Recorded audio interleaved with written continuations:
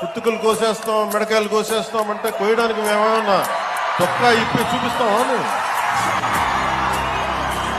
తప్పొప్పులుంటే ఖచ్చితంగా చెప్పండి. ఖచ్చితంగా చెప్తే మేము సరిదిద్దుకుంటాం లేదా వివరణ ఇస్తాం. అంతేగాని మేము కుత్తుకలు కోసేస్తాం, రంపాలు తెస్తాం, రంపాలు పెట్టి కుత్తుకలు కోస్తామంటే మీకు తెలుసు కదా, అలాంటి వాటికి తాటాకి చెప్పులకి మేము బయట. సో అంటే మీరు అరుపులు అరుచుకుంటూ వెళ్ళిపోతున్నారు, వాళ్ళు ఏమో బెదిరిస్తా ఉన్నారు, కోస్తామంటున్నారు. మళ్ళీ మీ ఎర్ర జెండా శక్తి తెలియదు వాళ్ళకి, మీ గుండెల్లో ఉన్న ఆ వేడి రక్తం గురించి తెలియదు వాళ్ళకి.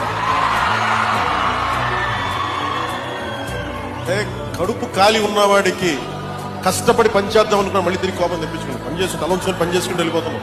మీకు 151 సీట్లు వచ్చినప్పుడు కదా, నేను 2 చోట్ల ఓడిపోయినప్పుడు కదా మేము ఎదుర్కొని బలంగా నిలబడింది. గుండెల్లో ఎంత దమ్ము ఉండాలి, రక్తంలో ఎంత వేడి ఉండాలి మీరు అటువంటి తట్టుకోవాలంటే.